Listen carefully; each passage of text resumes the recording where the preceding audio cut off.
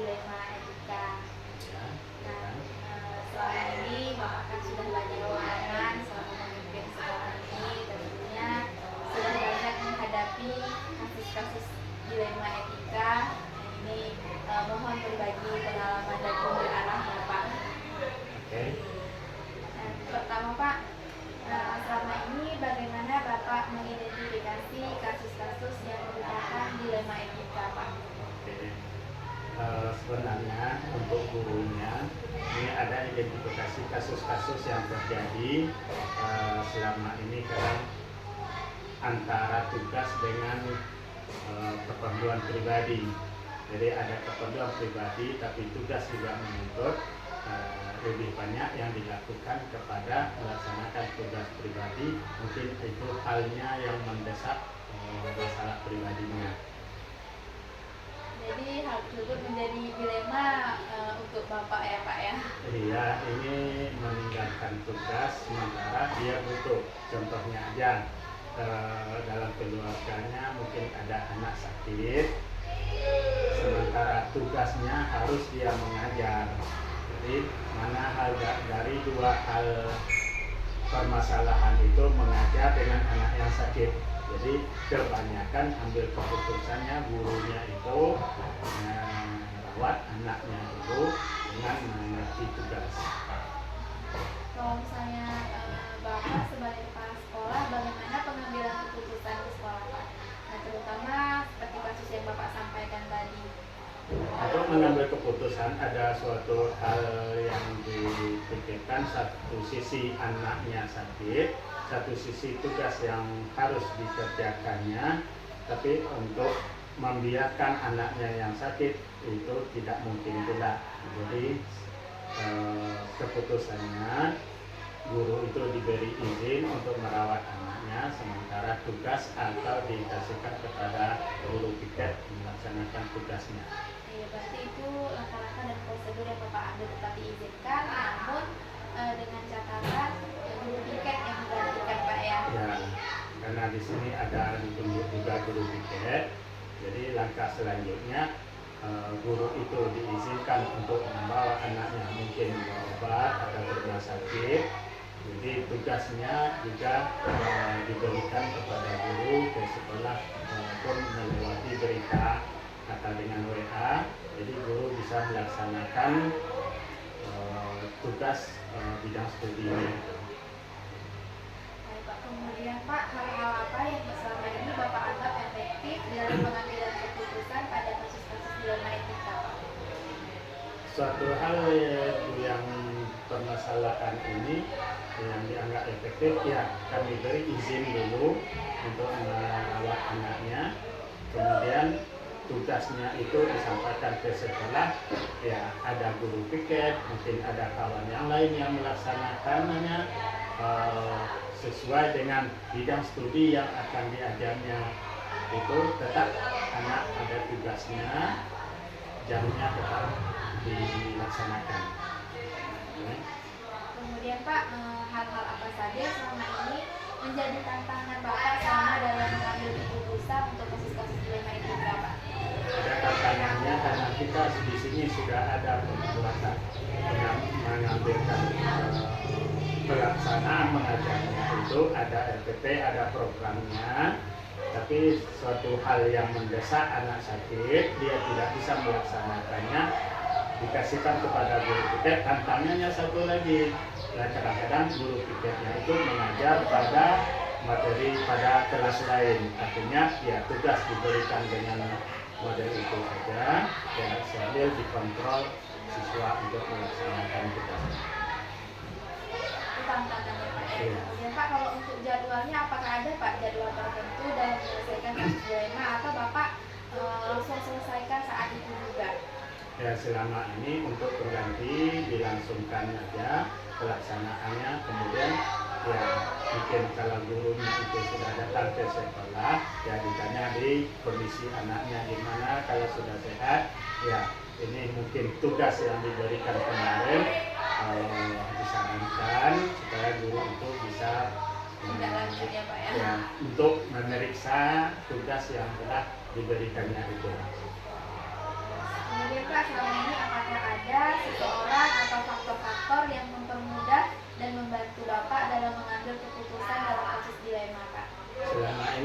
ambilnya mungkin berhubung dengan guru, karena ini ada gurunya berhalangan, maka gimana lebih baiknya supaya anak tetap belajar dengan tugas-tugas yang diberikannya. Jadi ini hal mengandung kemudahan ya, kita bekerja sama dengan guru-guru lain supaya proses belajar dan mengajar di sekolah ini tetap berjalan dengan lancar. Ya, kemudian Pak, yang terakhir ya, dari semua yang telah disampaikan tadi Pak, pembelajaran apa yang dapat Bapak petik dari pengalaman Bapak selama mengambil keputusan dilema etika? Oke, selama ini kita melaksanakannya hanya berpatokan kepada etika, moral kita, kepada akhlak, kepada guru-gurunya. Ya, ini tugas kita, sementara pribadinya membutuhkan itu juga. Jadi tak mungkin dalam 2 hal waktu melaksanakannya. Dalam hal 1 waktu 2 pekerjaan tak bisa dilakukan. Jadi ya diberilah untuk merawat keluarganya semuanya, tapi dalam hal ini pengalaman ini memang sulit pengambilan keputusannya yang dimana semuanya tetap akan berjalan, baik siswa anaknya itu sehat, sementara siswa di sini juga membutuhkan pembelajarannya. Jadi kadang-kadang dihentikan, ada guru piket, ya mungkin guru piketnya berhalangan, mungkin kepala sekolahnya turun langsung ke lokal untuk mengawasi anak-anak yang mengerjakan tugas yang diberikan oleh guru yang berhalangan tersebut. Intinya Dua-duanya berjalan dengan baik.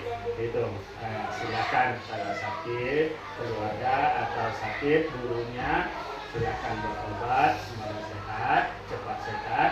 Kemudian yang di sekolah materi-materinya tetap disampaikan kepada siswa dengan tugas-tugas yang ada di buku paket atau di dalam yang hal-hal yang lain yang mendukung pembelajarannya.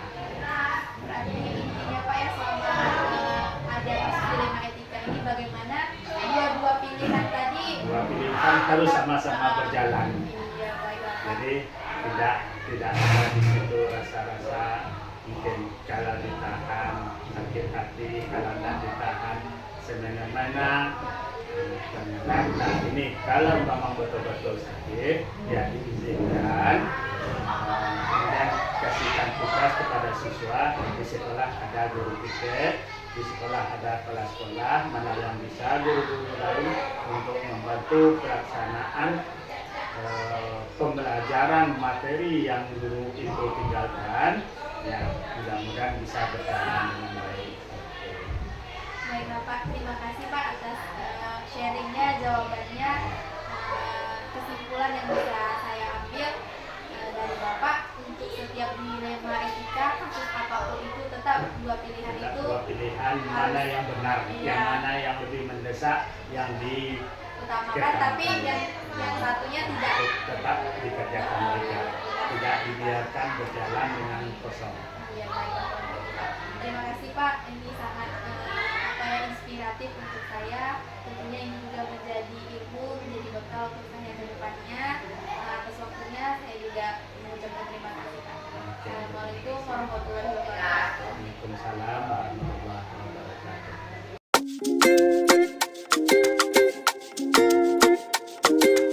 Assalamualaikum warahmatullahi wabarakatuh, Bu. Waalaikumsalam warahmatullahi wabarakatuh.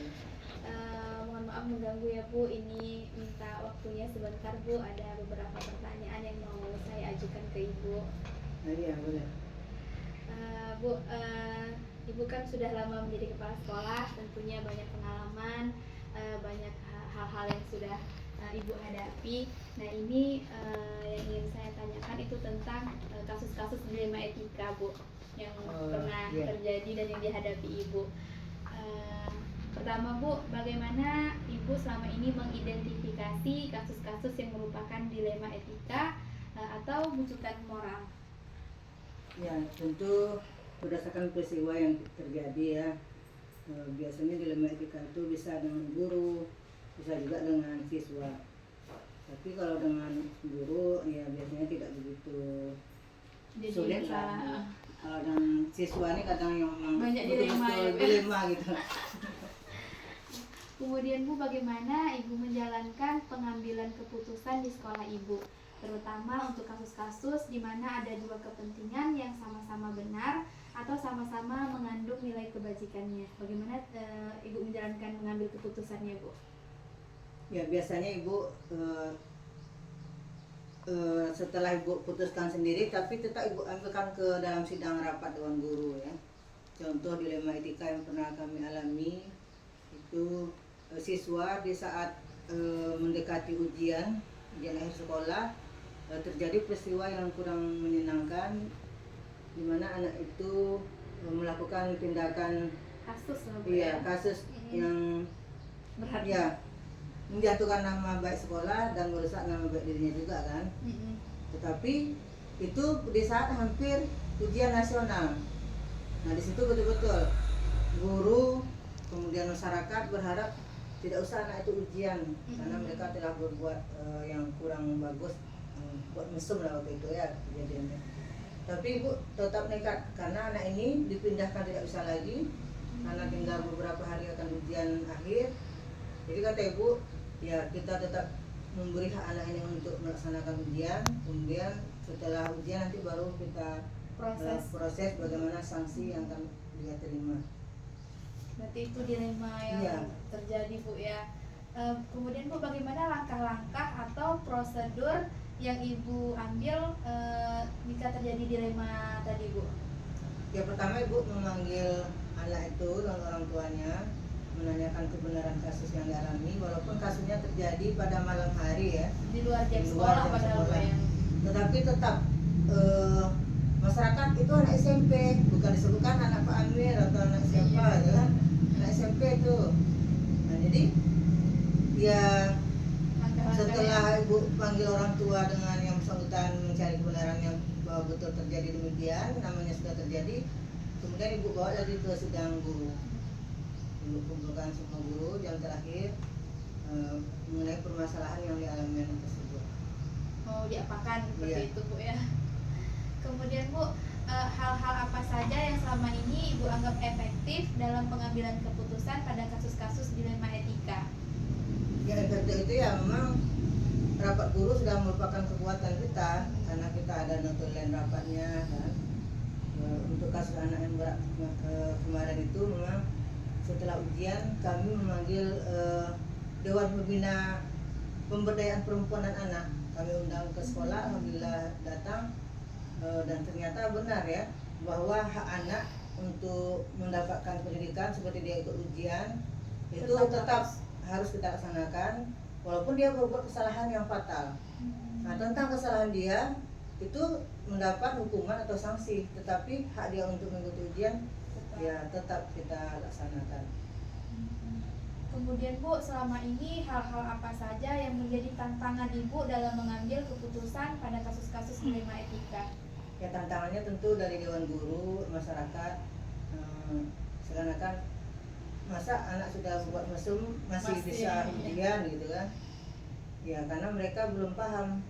Tapi ketika ada Dewan Pemberdayaan Perempuan dan Anak itu, pembinaan anak dan remaja datang ke sekolah itu kami undang Pak RT, Pak RW, dusun, beberapa perangkat desa sekitar sekolah. Kami undang ke sekolah untuk mendengarkan secara langsung bagaimana pendapat dari segi hukum untuk anak-anak yang berbuat mesum tersebut atau melakukan kesalahan di luar nalar anak sekolah. Jadi sosialisasi juga untuk warga-warga. Iya langsung ibu Ya. untuk warga supaya mereka tidak menyalahkan kita sebelumnya ya. Kemudian Bu, adakah jadwal tertentu dalam sebuah penyelesaian kasus dilema etika atau Ibu langsung selesaikan di tempat saat itu juga? Tidak, kalau langsung itu tidak juga. Tapi untuk jadwal kami ada pertemuan ibu dengan guru BK itu kan sekali sebulan. Rutinnya Bu, Nah ya. itu walaupun tidak dilema etika, tapi mungkin masalah yang lain bisa dibicarakan sekali sebulan tentang perkembangan anak di sekolah, terutama yang melanggar peraturan ya. kalau misalnya yang ada kasus dilema tadi tergantung kasusnya Bu ya. Ya kalau berat ya memang kita Lama ya. apakan. Ada jadwal. Ya. Kalau berat itu ya tidak menunggu jaga sebulan ya kan, langsung hari itu Ibu rapatkan. Kemudian Bu, adakah seseorang atau faktor-faktor yang selama ini mempermudah dan membantu Ibu dalam pengambilan keputusan? Oh iya. Sebenarnya mungkin Ibu juga pengaruh dari dulu kepala sekolah kami Pak Ansori itu ya. Karena pada masa Ibu jadi guru juga pernah kami mengalami di SMP 1 yang Pak Ansori kepala sekolahnya anak juga bawa tua ke sekolah itu kan sangat apa juga kan. Tapi kepala sekolah kami Pak Ansori itu tetap membimbing anak, tidak menyalahkan 100% kepada anak. Setelah dipanggil orang tua dan dijelaskan permasalahannya, ternyata anak-anak juga berbuat seperti itu karena ada dilema di rumah ya, ada mungkin dengan kawannya, tapi kebanyakan anak-anak itu tidak sepenuhnya masalah di sekolah, bawaan dari rumah sehingga mereka berbuat yang kurang baik di sekolah. Jadi Iya. jadi inspirasi Bu ya. Iya, jadi sebagai- dari tingkah Ansori tadi ya kami merasa betul bahwa tidak selamanya anak ini salah ya. Walaupun mereka berbuat salah, kita tidak membenarkan kesalahan yang perbuatnya, tapi kita harus memahami bahwa kesalahan itu ada faktor apa penyebabnya iya. gitu kan. Baik Bu, terakhir Bu, dari semua hal yang telah disampaikan, pembelajaran apa yang dapat Ibu petik dari pengalaman Ibu selama ini dalam mengambil keputusan dilema etika? Ya pelajarannya tentu memang dengan konsekuensi yang berat,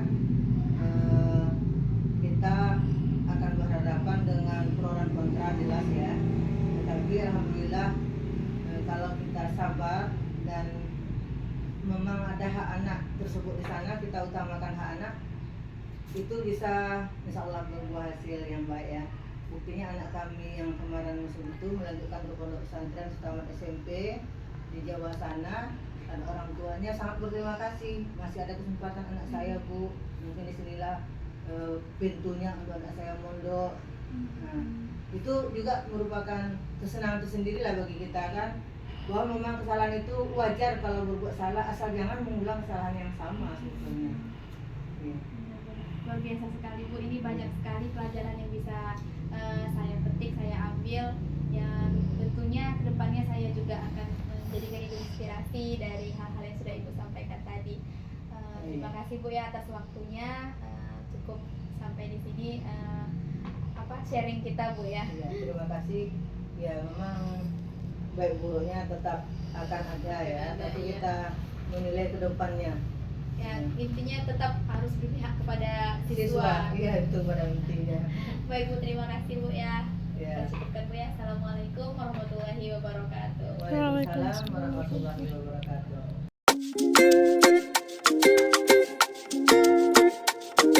Assalamualaikum warahmatullahi wabarakatuh Pak. Waalaikumsalam warahmatullahi wabarakatuh. Apa kabarnya Pak? Alhamdulillah sehat. Apa cerita Bu? Ini Pak waktunya sebentar Pak memberikan beberapa pertanyaan terkait kepemimpinan sebagai kepala sekolah dalam mengambil keputusan berdasarkan nilai-nilai kebajikan. Nah, minta waktunya Pak ya, ini kita sharing-sharing. Tentunya Bapak sudah menjadi kepala sekolah lama, banyak pengalamannya. Jadi minta berbagi pengalamannya nih Pak. Sama aja. Dari dulu pun ya begitu. Apa yang bisa kami sampaikan dan tidak kami sampaikan. Ya, jadi mengajukan beberapa pertanyaan Pak ya. Di sini Pak, pertanyaan pertama, selama ini bagaimana Bapak dapat mengidentifikasi kasus-kasus yang merupakan dilema etika atau bujukan moral Pak? Jadi kami dalam mengidentifikasi kasus-kasus yang menyangkut dilema etika atau bujukan moral, kita terlebih dahulu mengumpulkan data-data siswa-siswa yang bermasalah dari masing-masing kelas melalui majelis guru atau wali kelasnya. Kemudian dari situ nanti kita ambil beberapa yang memang perlu untuk kita tangani secara intensif, secara lebih detail, khususnya yang menyangkut dilema etika atau moral tadi. Nanti baru kita musyawarahkan dengan majelis guru dan wali murid atau orang tua siswa tersebut. Nah, itu runtutannya seperti itu. Jadi nanti keputusan, kita mengambil keputusan memang pihak sekolah, tapi kita tidak terlepas dari peran wali murid sebagai orang tua di rumah. Jadi Pak, dalam menjalankan pengambilan keputusan, terutama untuk kasus-kasus yang ada dua kepentingan yang sama-sama benar dan sama-sama mengandung nilai kebajikannya, bagaimana cara menjalankan pengambilan keputusannya Pak? Oh iya, ya memang masalah yang menyangkut dilema itu satu masalah yang susah ya, karena namanya dilema kan. Ibaratnya dimakan apa itu dalam pepatah kan, ya si malakama gitu kan. Tapi kita sebagai pendidik di sekolah yang diamanati oleh orang tua untuk mendidik putra putrinya, tentunya kita harus punya sikap dalam memberikan satu keputusan yang tentunya tidak merugikan kepada anak itu sendiri. Nah, seperti contoh misalkan anak-anak yang sudah katakanlah 2 tahun di suatu kelas dan mereka secara usia memang sudah cukup umur, tetapi mereka belum mempunyai kemampuan sesuai dengan kompetensi yang diharapkan di kelas yang seharusnya mereka dinaikkan. Nah, di sini menjadi dilema khususnya bagi anak-anak kita yang mungkin termasuk apa ya, daya tangkapnya rendah atau lemah gitu kan. Nah, di sini menjadi dilema, tetapi kita sebagai sekolah ya tetap memberikan satu keputusan yang tidak merugikan untuk anak, terutama bagi anak-anak yang tadi saya katakan mungkin seharusnya tidak dinaikkan karena tidak kompetensinya belum memenuhi untuk dinaikkan ke kelas yang lebih tinggi, tetapi karena mereka sudah lama tinggal di kelas tersebut, lagi pula kita melihat faktor-faktor kesadaran orang tua juga anaknya yang kadang-kadang menjadi penyebab kegagalan anak tersebut. Misalkan tidak dinaikkan ke kelas yang lebih tinggi, kadang-kadang mereka akan drop out ataupun mereka tidak mau melanjutkan sekolah lagi. Nah, itu menjadi pertimbangan. Maka kami sebagai majelis guru sekolah biasanya menentukan mana yang lebih banyak mudaratnya bagi anak tersebut. Maka mungkin yang sering kami naik tentukan agar mereka tetap dinaikkan meskipun kemampuannya belum mencukupi sesuai yang kita harapkan. Kalau begitu Pak, bagaimana langkah-langkah atau prosedurnya Pak untuk pengambilan keputusan tadi? Prosedurnya ya kurang lebih seperti yang saya katakan di awal. Kita memanggil guru kelasnya, kemudian dari guru kelas kita mendapatkan informasi-informasi yang mengenai anak tersebut, kemudian kita mengundang orang tuanya, kemudian kita sampaikan mengenai perihal anaknya tersebut. Nah, dan selanjutnya kita tentukan keputusan kita terhadap anak yang tadi yang memang belum mempunyai kemampuan sesuai yang kita harapkan. Jadi langkah awalnya kita mengambil hasil gambaran tentang kemampuan anak dari wali kelas, karena wali kelas yang lebih tahu. Kemudian apa yang kita dapatkan dari wali kelas kita sampaikan kepada orang tua agar orang tua juga menyadari dan mau membantu pembelajaran mereka di rumah untuk selanjutnya kan. Nah, yang ketiga kita memberi dialog dengan cara menaikkan, tetapi bukan dalam arti memberikan menganak emaskan, meskipun tidak bisa tapi dinaikkan, bukan, tapi hanya untuk sekedar memberi semangat mereka agar mereka lebih meningkat belajar nanti di kelas yang lebih tinggi. Kemudian Pak, selama ini apakah ada hal-hal yang Bapak anggap efektif dalam pengambilan keputusan pada kasus-kasus dilema etika Pak? Kalau yang dimaksud dengan efektif itu sebenarnya ya tergantung ya, maksudnya tergantung kepada kasusnya, kedua pada orang yang diberi keputusan tadi kan. Kadang-kadang kalau orang tuanya memang mungkin menyadari akan kekurangan anaknya, mereka akan lebih memacu semangat belajar anaknya. Tapi bagi orang tua yang mungkin tidak memahami dan tidak menyadari, mereka malah menganggap remeh. Dengan keputusan itu dianggap seperti seolah-olah tidak belajar pun naik kelas. Nah itu kan dianggap remeh, berarti kurang efektif kan. Tapi makanya saya katakan tergantung kepada individu orang tua dan anak tersebut. Kemudian Pak, adakah selama ini hal-hal yang menjadi tantangan dalam pengambilan keputusan pada kasus-kasus dilema etika? Ya, kalau hal-hal itu pasti ada ya. Dimanapun kita melakukan satu keputusan pasti disitulah ada tantangannya. Ya tantangan yang paling berat adalah tanggung jawab kita sebagai pendidik untuk meningkatkan kompetensi anak.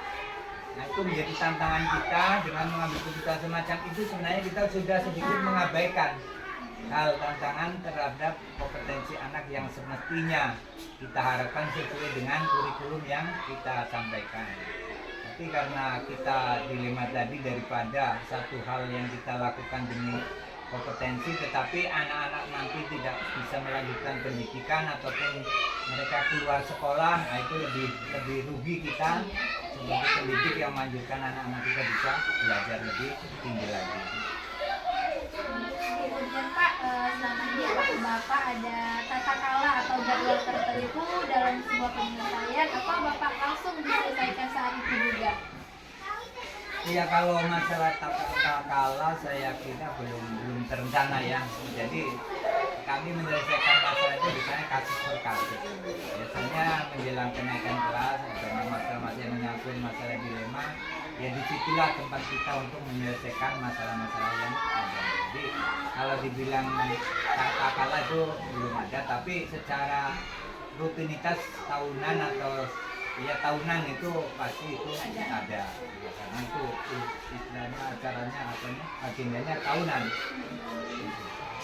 Kemudian Pak, adakah selama ini seseorang atau faktor-faktor yang mempermudah dan membantu Bapak dalam mengambil keputusan dalam kasus-kasus dilema etika? Kalau yang mempermudah ya tentunya ada. Jadi ya kita tidak menafikan bahwa untuk mempermudah kasus-kasus dilema ini ada.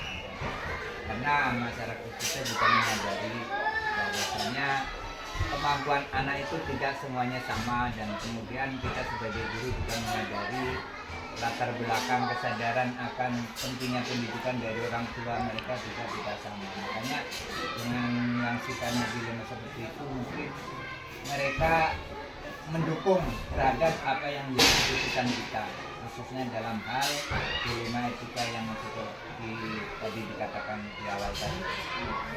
Terakhir Pak, dari semua hal yang telah disampaikan, pembelajaran apa yang dapat Bapak petik dari pengalaman Bapak selama ini dalam mengambil keputusan untuk kasus dilema etika? Ya, pembelajaran yang kita petik adalah bahwasanya kita sebagai guru harus lebih bijak dalam menentukan keputusan menyangkut kepada anak didik kita dan orang tua wali murid. Karena keputusan yang salah itu akan sangat berdampak terhadap mental anak, juga terhadap kepercayaan orang tua terhadap pihak sekolah. Jadi kita harus betul-betul bijaksana dalam mengambil keputusan yang menyangkut masa depan anak didik kita. Luar biasa sekali Pak, ini banyak pembelajaran yang bisa saya ambil dari pengalaman Bapak, sharing-sharing Bapak. Saya ucapkan terima kasih juga untuk waktunya. Ya sama-sama, mudah-mudahan apa yang menjadi agenda Ibu bisa terlaksana dan tercapai sesuai rencana yang dilakukan. Terima kasih Pak, kita cukupkan sampai di sini. Assalamualaikum warahmatullahi wabarakatuh. Waalaikumsalam warahmatullahi wabarakatuh.